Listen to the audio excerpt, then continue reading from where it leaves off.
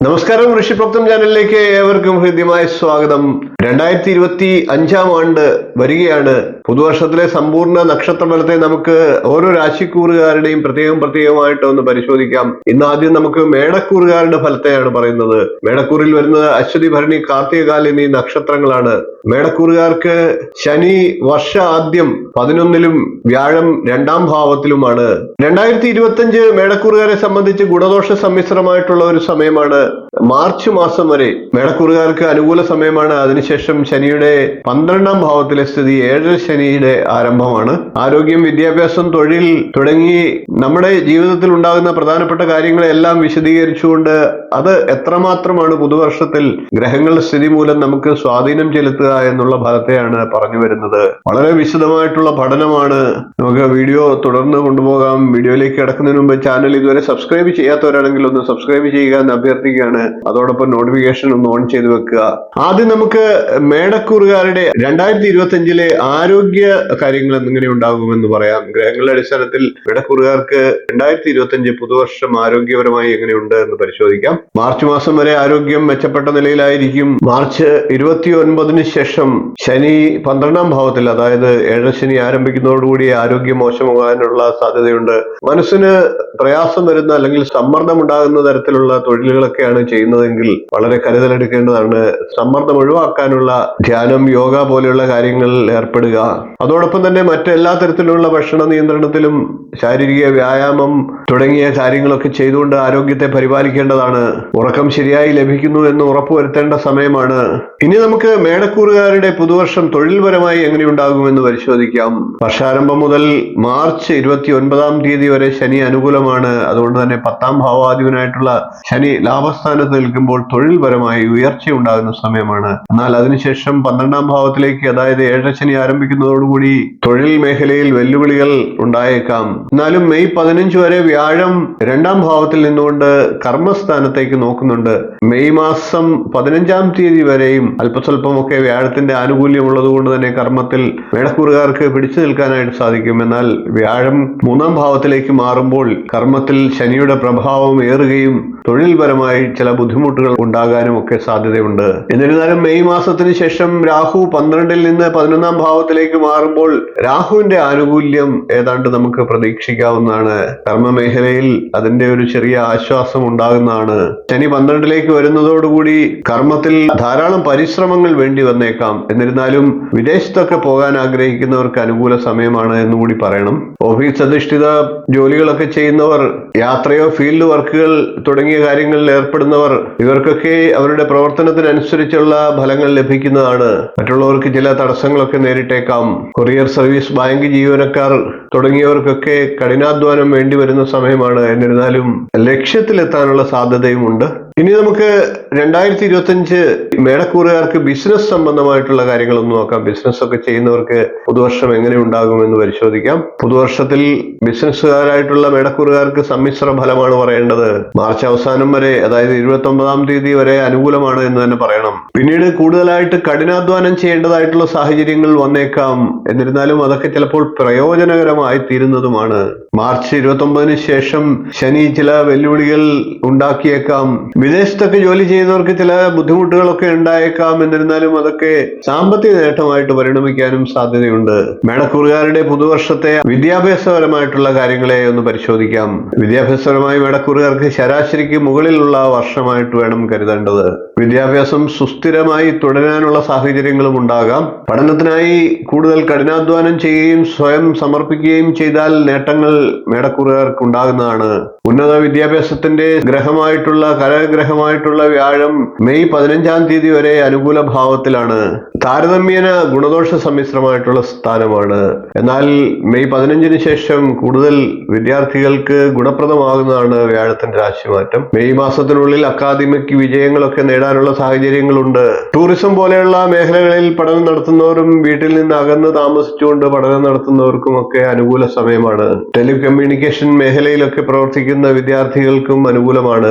ആഗ്രഹിക്കുന്ന വിജയം നേരിടാൻ മേടക്കൂറുകാർ പുതുവർഷത്തിൽ കൂടുതൽ പരിശ്രമിക്കേണ്ടതായിട്ടുണ്ട്.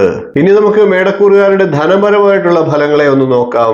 മെയ് മാസം 15-ാം തീയതി വരെ വ്യാഴം 2-ാം ഭാവത്തിലാണ്. വ്യാഴം 2-ൽ നിൽക്കുന്ന ധനപരമായിട്ടുള്ള വരവുകൾ ഉണ്ടാക്കിയേക്കാം. എന്നിരുന്നാലും പണം കടം കൊടുക്കുക, അതൊക്കെ തിരിച്ചു കിട്ടാതിരിക്കുക തുടങ്ങിയ ദോഷഫലങ്ങളും പറയേണ്ടതായിട്ടുണ്ട്. കൂടാതെ അനാവശ്യമായിട്ടുള്ള ചെലവുകൾ വർദ്ധിക്കാനുമുള്ള സാഹചര്യമുണ്ട്. അതൊക്കെ കരുതലെടുത്താൽ സാധാരണയിൽ കവിഞ്ഞ ധന വരുമാനം ഉണ്ടാകുന്നതാണ് എന്ന് പറയാം. വ്യാഴം മെയ് 15-ന് ശേഷം 2-ാം ഭാവത്തിൽ നിന്ന് 3-ാം ഭാവത്തിലേക്ക് മാറുന്നത് ഒരുപക്ഷെ കൂടുതലായിട്ടുള്ള പ്രയോജനങ്ങൾ ഉണ്ടാക്കിയേക്കാം. രാഹുവിന്റെ 11-ലെ സ്ഥിതിയും ലാഭസാധ്യത വർദ്ധിപ്പിക്കാൻ സഹായകരമായേക്കാം. വരുമാന സാധ്യതകളൊക്കെ വർദ്ധിക്കുന്നതാണ്. സമ്പാദ്യത്തിന് ചിലപ്പോഴൊക്കെ മുൻപുണ്ടായിരുന്നതിനേക്കാൾ അല്പം കുറവ് വന്നേക്കാം. എന്നിരുന്നാലും സുസ്ഥിരമായിട്ടുള്ള പരിശ്രമത്തിലൂടെ സ്ഥിര വരുമാനം നിലനിർത്താനും സാമ്പത്തിക സ്ഥിതി അനുകൂലമായിട്ട് നിലനിർത്താനും മേടക്കൂറുകാർക്ക് സാധിക്കുന്ന വർഷമാണ്. ഇനി നമുക്ക് മേടക്കൂറുകാരുടെ വൈവാഹികമായിട്ടുള്ള പുതുവർഷ ഫലത്തെ ഒന്ന് നോക്കാം. വിവാഹ ജീവിതം എങ്ങനെയുണ്ടാകും എന്നാണ് പരിശോധിക്കുന്നത്. മേടക്കൂറുകാർക്ക് 7-ാം ഭാവാധിപൻ ശുക്രനാണ്. വ്യാഴം 2-ൽ നിൽക്കുന്ന കുടുംബത്തിൽ പുതിയ അതിഥികളൊക്കെ എത്തിച്ചേരാനുള്ള സാഹചര്യങ്ങൾ ഉണ്ടാക്കിയേക്കാം. വിവാഹം ആഗ്രഹിക്കുന്നവർക്കും അനുകൂല സാഹചര്യമുണ്ട്. മെയ് 15-ാം തീയതിക്ക് ശേഷം വ്യാഴം 3-ാം ഭാവത്തിലേക്കാണ് എത്തുന്നത്.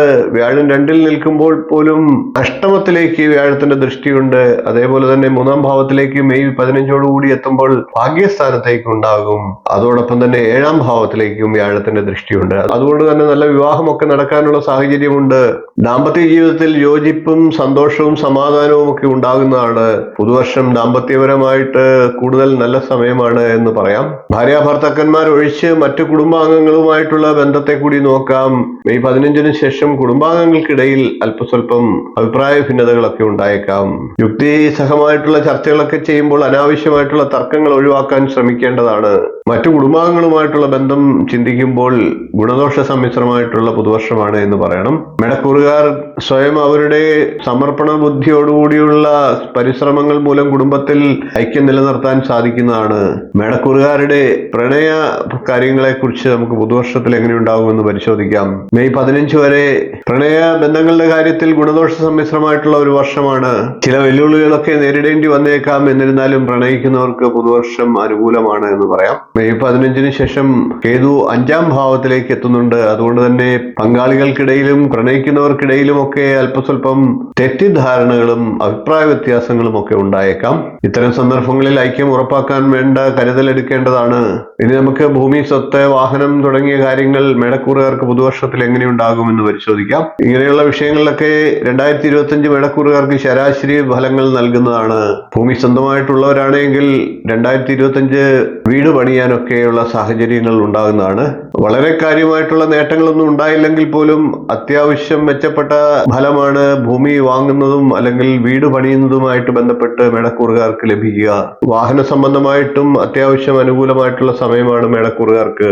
പുതിയ വാഹനമൊക്കെ വാങ്ങാൻ ആഗ്രഹിക്കുന്നവർക്ക് നിലവിൽ പുതുവർഷത്തിൽ ഒരു നിലവിലുള്ള വാഹനം വിറ്റിട്ട് പുതിയ വാഹനം വാങ്ങാൻ ഉദ്ദേശിക്കുന്നവരാണെങ്കിൽ ഒന്ന് കാത്തിരിക്കേണ്ടതാണ് എന്നാണ് പറയേണ്ടത്. ഇനി പുതിയ വാഹനം സ്വന്തമാക്കാൻ ആഗ്രഹിക്കുന്ന മേടക്കൂറുകാരാണെങ്കിൽ അതിനുള്ള സാഹചര്യങ്ങളും ഉണ്ടാകുന്നതാണ്. ഭൂമി, സ്വത്ത് തുടങ്ങിയ കാര്യങ്ങളുമായിട്ട് ബന്ധപ്പെട്ട് പൊതുവെ മേടക്കൂറുകാരുടെ പുതുവർഷം ചിന്തിക്കുമ്പോൾ സമ്മിശ്രമാണ് എന്ന് തന്നെ പറയണം. ഇനി പൊതുവായിട്ടുള്ള ചില കാര്യങ്ങളെ ഒന്ന് പറഞ്ഞു പോകാം. 2025 മേടക്കൂറുകാരെ സംബന്ധിച്ച് വിവിധ മേഖലകളിലൊക്കെ അനുകൂലമായിട്ടുള്ള ഫലങ്ങളെ തന്നെ പ്രതീക്ഷിക്കാവുന്നതാണ്. മേടക്കൂറുകാർക്ക് അവരുടെ ആവേശഭരിതമായിട്ടുള്ള സ്വഭാവത്തെയൊക്കെ ഒന്ന് നിയന്ത്രിച്ചു നിർത്തേണ്ടതാണ്. പുതുവർഷത്തിൽ ഏറ്റവും വെല്ലുവിളി ഒരുപക്ഷെ എടുത്തുചാട്ടവും ആലോചിക്കാതെയുള്ള വാക്കും പ്രവൃത്തിയും ഒക്കെ ദോഷഫലങ്ങളെ നൽകിയേക്കാം. അതൊക്കെ ഒന്ന് കരുതലെടുക്കേണ്ടതാണ്. എല്ലാവർക്കുമുള്ള സംശയമാണ് മേടക്കൂറുകാർക്ക് ഇനി ശനിയുടെ രാശിമാറ്റം വരുന്നത് എപ്പോൾ മുതൽ എപ്പോൾ വരെയായിരിക്കും ഏഴശനി ഉണ്ടാകുക എന്നുള്ളതാണ്. ഏഴശനി മാർച്ച് 29-ാം തീയതി മേടക്കൂറുകാർക്ക് ആരംഭിക്കുന്നതാണ്. 2032 മെയ് 31 വരെ ഈ ഏഴശനി തുടരുന്നതാണ്.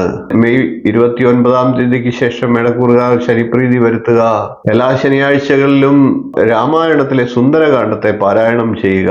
വ്യാഴാഴ്ച ദിവസങ്ങളിൽ മഹാവിഷ്ണു ക്ഷേത്രങ്ങളിൽ ദർശനം നടത്തി പാൽപായസം വഴിപാടായി നടത്തുക. ദുർഗാ ക്ഷേത്രങ്ങളിൽ ദർശനം നടത്തുക.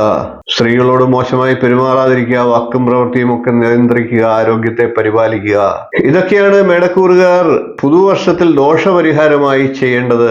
വീഡിയോ ഇഷ്ടപ്പെട്ടുവെങ്കിൽ ഒന്ന് ലൈക്ക് ചെയ്യുക, ഷെയർ ചെയ്യുക, ചാനൽ ഒന്ന് സബ്സ്ക്രൈബ് ചെയ്യുക, നിങ്ങളുടെ അഭിപ്രായം കമന്റ് ആയിട്ട് അറിയിക്കുക. അടുത്ത ദിവസങ്ങളിൽ മറ്റ് രാശിക്കാരുടെ സമ്പൂർണ്ണ നക്ഷത്ര ഫലവുമായി നമുക്ക് കാണാം. നന്ദി, നമസ്കാരം, ശുഭദിനം.